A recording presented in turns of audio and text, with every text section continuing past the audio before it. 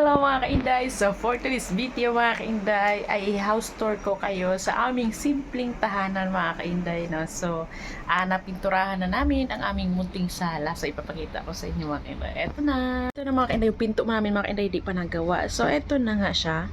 Pagpasok mo mga kainday, makita mo kaagad yung sofa. So yung sofa na yan mga kainday bigay lang sa amin. Tapos ayan mga kainday, ayan yung kortina. Ayan yung makikita mo pag pasok.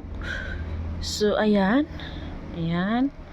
So ito mga kainday, yung sunflower, DIY ko lang yan mga kainday, no? Tapos ito mga kainday, ito ayan yan sa bigay ng alaga ko yan dati mga kainday. Ayan yung mga yan, yung tatlong yan.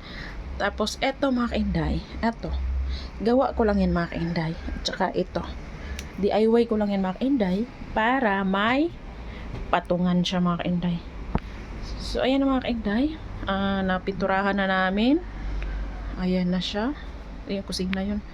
Ayan siya mga kainday, no? Ayan yung sala namin. Ayan. Tapos pasok naman tayo doon sa kwarto mga kainday. So ayan mga kainday.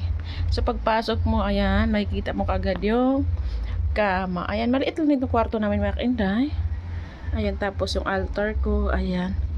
Tapos dito may bintana. Ayan. Tapos may halaman kasi I love halaman. Tapos ayan mga kainday, salamin.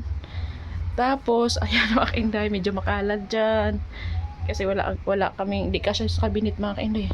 Tapos ayan yung mga gamit ko dyan. Ayan. Ito DIY ko lang din to para mailagay yung mga pabango ko dyan na maliliit. So ayan. Tapos dito ayan mga damit mga kainday. Ayan, salamin sa kwarto. Tapos may salamin din kami na isa dito mga kainday. Ito naman sa sala. Ayan yung salamin namin. So yun lang mga kainday. Thank you for watching. By the way, ayan yung halaman namin mga kainday. Kahit saan makakita ka na halaman dyan. So yung oras natin, ayan na mga kainday. So yun lang. Thank you for watching.